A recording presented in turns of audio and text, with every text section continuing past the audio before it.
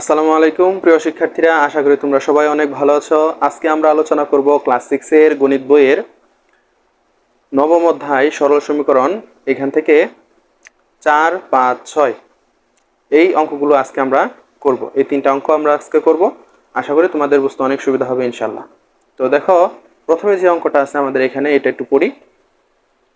তো এখানে প্রথমে দেখো দেওয়া আছে যে মিনা 100 টাকার একটি নোট নিয়ে বাজারে গেল। তো 1 নম্বর পয়েন্ট হচ্ছে সে বাজারে গেছে কত টাকা নিয়ে? 100 টাকা নিয়ে বাজারে গেছে। এরপর সে কি করছে?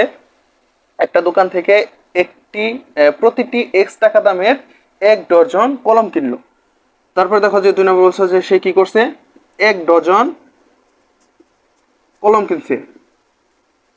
এখন আরেকটা জিনিস খেয়াল করো, এখানে যে কলম কিনছে দেওয়া আছে, কিন্তু প্রত্যেকটা কলম কত টাকা করে কিনছে এটা কিন্তু দেওয়া নাই।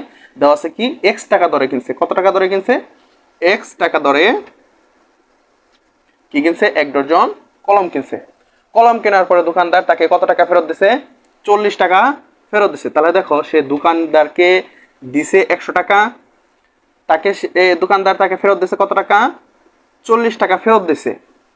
তো 100 টাকা থেকে যদি আমরা 40 টাকা বাদ দেই, তার কাছে থাকে এখন কত টাকা? এই 60 টাকা। তার মানে এই যে 1 ডজন কলম সে কিনছে, এই 1 ডজন কলমের দাম কত টাকা? 60 টাকা। এতটুকু কিন্তু আমরা মোটামুটি বুঝতে পারছি। তো এরপরে দেখো কি বলছে যে দোকানদার তাকে 40 টাকা ফেরত দিল। মিনা অন্য দোকান থেকে প্রতিটি 12 টাকা দামের ওয়াইটি খাতা কিনলো। এইবার দেখো, প্রত্যেকটা খাতার দাম দেওয়া আছে। প্রত্যেকটা খাতার দাম দেওয়া আছে। এটা মনে করো যে দ্বিতীয় পার্টে যদি আমরা আবার করি, যে এই 2 নাম্বার পার্টের মধ্যে প্রত্যেকটা খাতা কিনছে কত টাকা? একটা খাতার দাম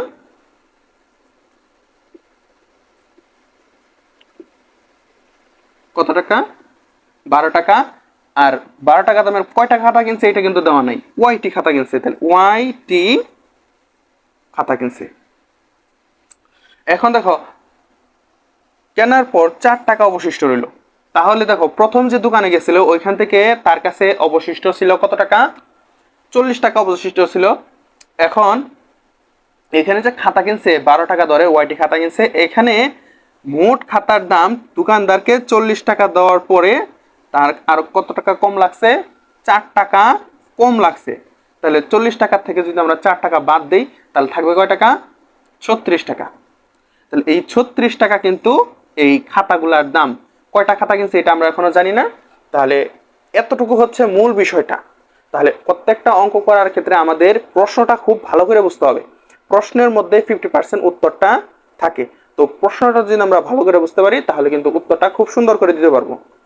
তাহলে প্রশ্নটা আমরা মোটামুটি সুন্দর করে বুঝতে পারছি। তাহলে অঙ্কটা কিভাবে করব একটু মনে মনে আমরা, যদি আমরা মস্তিষ্কের মধ্যে এটা আওড়াই নেই, বা মস্তিষ্কের মধ্যে একবার করে আমরা সেট আপ করে নেই যে আমরা এটার পরে এটা করব, তাহলে কিন্তু আমাদের অঙ্কগুলা করতে অনেক সুবিধা হবে। না হলে কিন্তু আমরা অঙ্ক করতে পারবো না, যে আমরা কোনটার পরে কি করব, আগে এটা করলাম কেন, আগে ওইটা করলাম কেন, আগে যোগ করব না আগে বিয়োগ করব, তাহলে কিন্তু এই ধরনের সমস্যাগুলো হবে।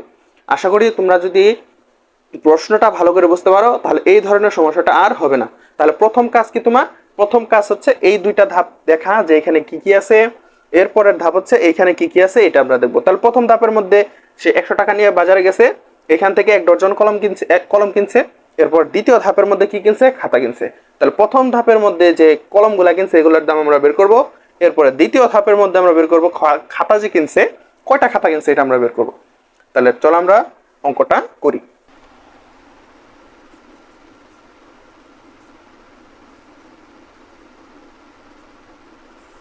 4 নম্বরের সমাধানে যদি আমরা করি, তাহলে প্রথমে সে দোকানদার বাজারে কত টাকা নিয়ে গেছে? বাজারে নিয়ে গেছে কত টাকা? 100 টাকা। তাহলে বাজারে মিনা বাজারে নিয়ে গেল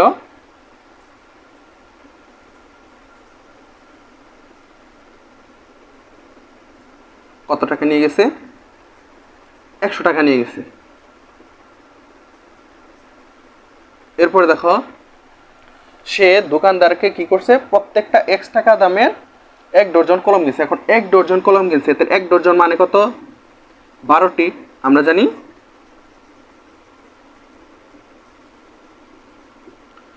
1 ডজন সমান সমান কয়টা? 12টা।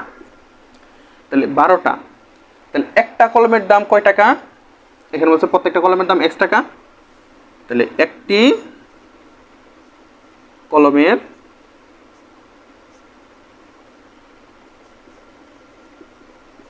দাম x টাকা। তাহলে এখানে আমরা 1 ডজন মানে কয়টা? 12টা। 12টা কলমের দাম কয়টা বেশি হবে? তাহলে আমরা কি করব? গুণ করব। তাহলে এই যে x এর সাথে কত গুণ করব? 12 যদি আমরা গুণ করি তাহলে 12x টাকা। এখন এই যে দেখো দোকানদার তাকে 40 টাকা কি করছে? ফেরত দিছে। এই যে 40 টাকা ফেরত দিছে।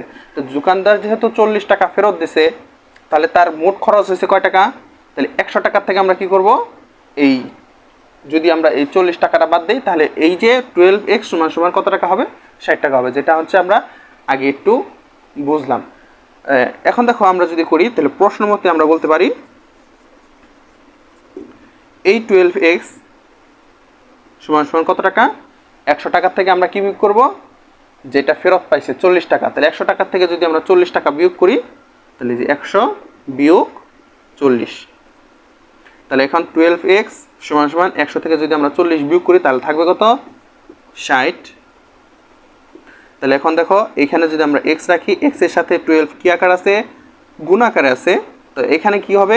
ভাগ হবে। তাহলে 12 যদি এখানে ভাগ হয় তাহলে 60 ভাগ হচ্ছে 12। তো x ইকুয়াল কত হবে? 60কে যদি আমরা 12 দিয়ে ভাগ করি তাহলে 12, 12কে 12, 5 12 60। তাহলে 5কে যদি 1 দ্বারা ভাগ করি তাহলে 5ই হয়। তাহলে আমরা এখান থেকে পেয়ে গেলাম যে একটি কলমের দাম, অতএব একটি কলমের দাম 5 টাকা। আশা করি তোমরা সবাই এতটুকু বুঝতে পারছো। এখন দেখো এরপরের অংশটুকু, আরেকটা দোকানে গেছে, আরেকটা দোকানে যাওয়ার পর 12 টাকা দামের কয়টা খাতা কিনছে এটা আমাদের কাছে জানা নাই। এখন যদি পরের অংশটুকু আমরা করি, আবার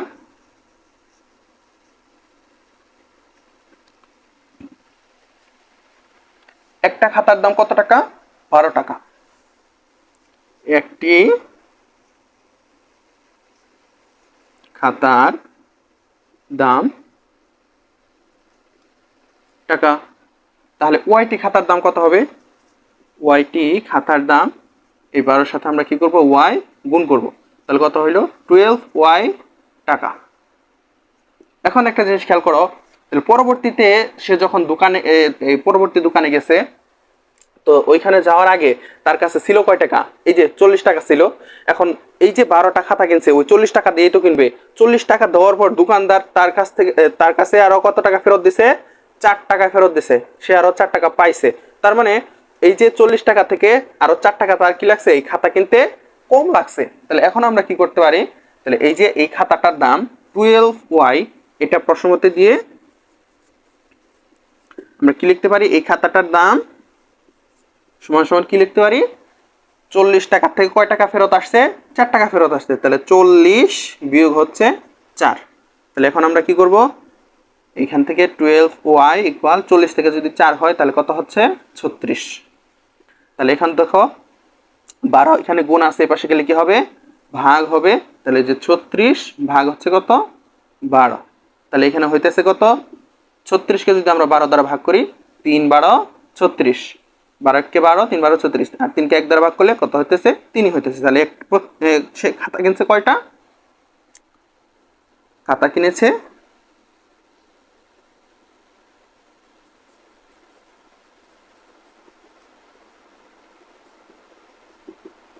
3টা। শেষ হয়ে গেল।